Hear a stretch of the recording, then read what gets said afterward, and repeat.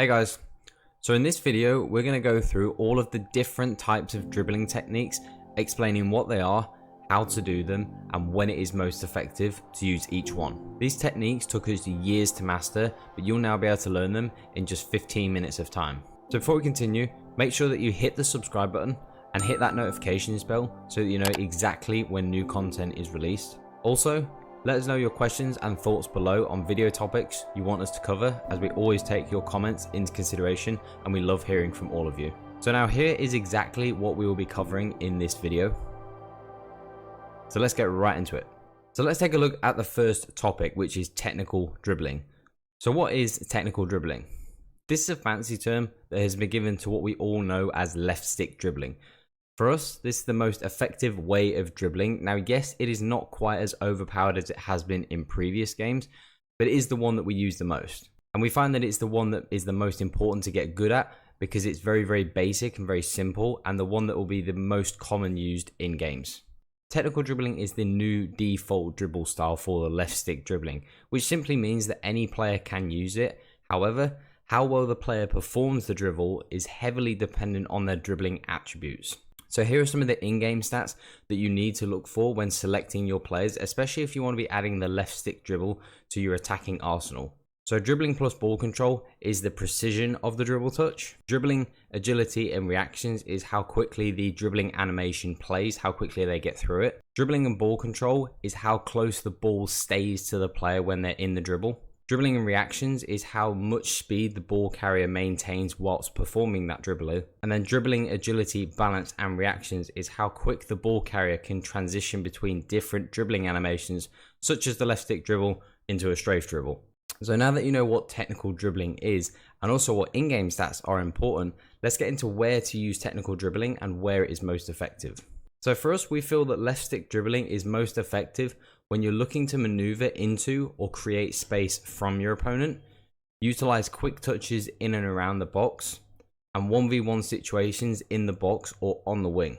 So now let's get into an example to show technical dribbling in action. So here we have a great example of the left stick dribble in action. Now starting with a bit of left stick dribbling in the midfield to shake off the pressing defender. And after creating that space, we move the ball along to the other side, again using some left stick dribbling just to slow the game down and force the defender to come out and press us. We managed to skirt around him before failing a pass inside.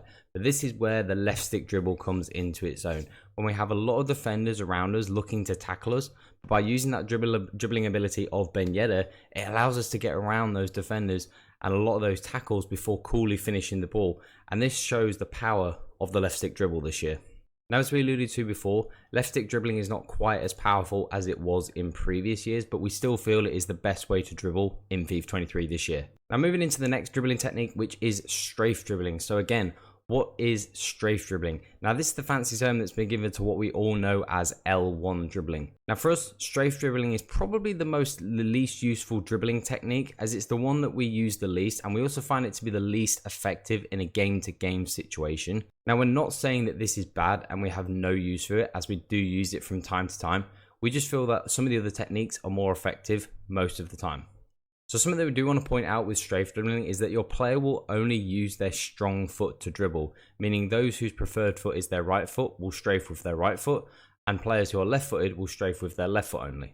Another thing that's really important to understand is, unlike with technical dribbling, your player is less affected by their dribbling stats, which means that even if your player has poor dribbling stats, they'll still be able to perform the strafe dribble effectively. The gap between the bad dribblers and the good dribblers is much less when using the strafe dribble.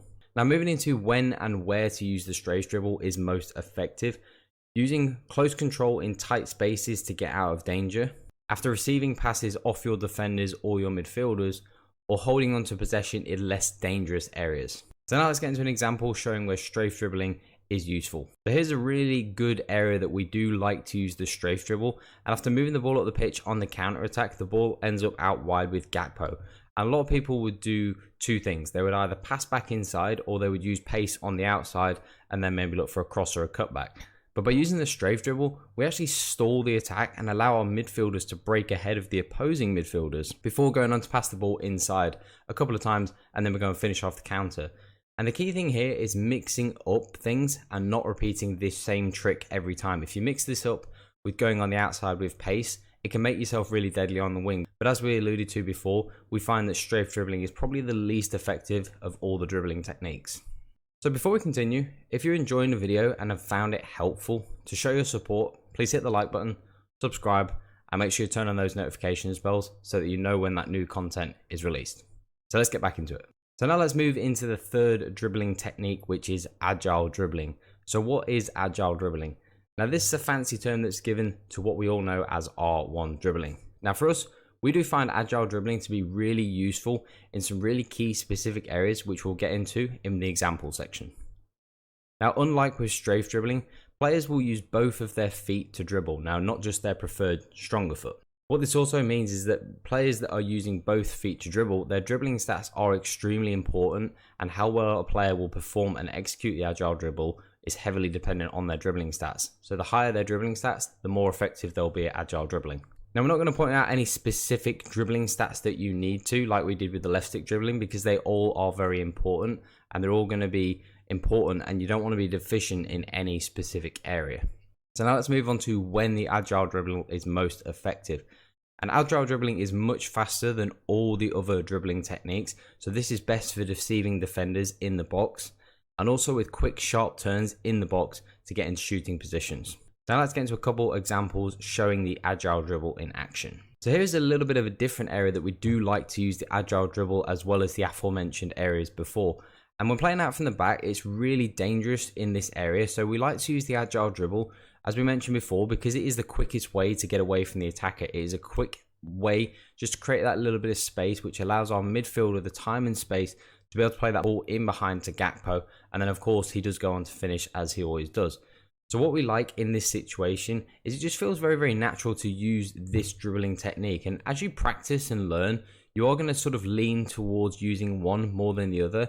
And you may favor it in some unfamiliar situations like we have in this example. Now let's move into the final way to dribble in FIFA 23, and that is the close control dribble. Now what is close control dribbling? This is the fancy term that's been given to what we all know as trigger dribbling, or for some people it's known as L2 and R2 dribbling. Now for us, close control dribbling is probably the one technique that we don't use super often, but it is really useful in certain areas, and there's a specific area and specific time that you need to use this technique, and that is when people are pressing you. And this is because, as the name states, it keeps the ball very close to the body, which allows you to be able to shift the ball very quickly from one side to be able to avoid that press and tackle and then get that pass away. So let's show a really good example of close control dribbling. This example is a really good combination of the different styles of dribbling which layer on your attacking game. Now starting with some left stick dribbling just to get the attacker off us and create that space, allowing our fullback to get forward. And then we use some of that close control dribbling as the defender gets towards us whilst he's pressing us to be able to pass that to the overlapping fullback. Then we actually fail a bit of a silly pass inside that gets cut out. But after passing the ball back and getting the ball back into Gakpo, we do use some of this agile dribbling to get away from the defender, beat the defender, and manage to finish off the chance. And this is a perfect example of how we use the different types and the different styles of dribbles in different situations. Now, of course, it's impossible for us to show you everywhere to use it because every situation is different. Once you become familiar with the different dribbling types and styles and where to use it, it can really send your attacking into overdrive. Now, evidently learning and perfecting these techniques for some people might take longer than others, and that's absolutely fine. But once you can master it, as you see, it is incredibly effective and can really take your attacking to the next level.